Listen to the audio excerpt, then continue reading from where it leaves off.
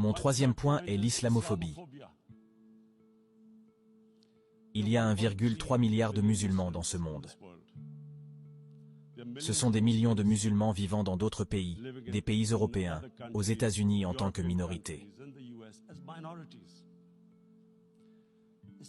L'islamophobie depuis le 11 septembre s'est développée à un rythme alarmant. Les communautés humaines vivent ensemble. Elles doivent être compréhensives entre elles. Mais l'islamophobie crée une division. Les femmes musulmanes portant le voile, c'est devenu un problème.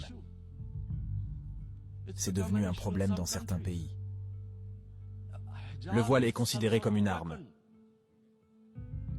Une femme peut se déshabiller dans les pays, mais elle ne peut pas mettre plus de vêtements. Comment cela se fait-il? À cause de l'islamophobie. Et comment cette islamophobie a commencé?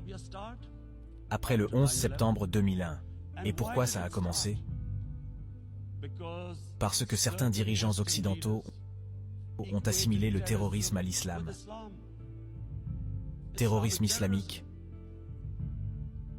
L'islam radical. Qu'est-ce qu'est l'islam radical?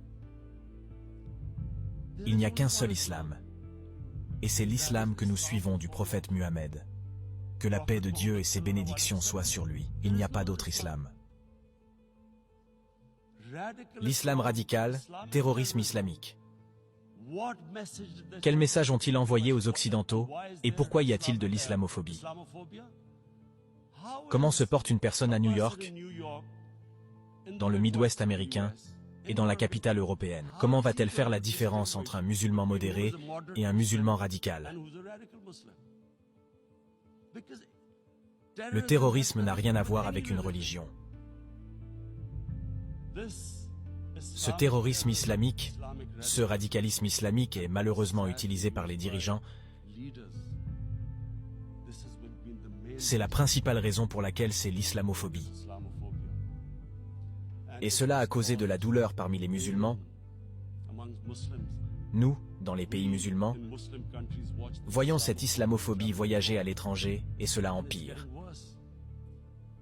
Permettez-moi de dire, Monsieur le Président, que dans les pays européens, cela marginalise les communautés musulmanes. Nous savons tous que la marginalisation mène à la radicalisation.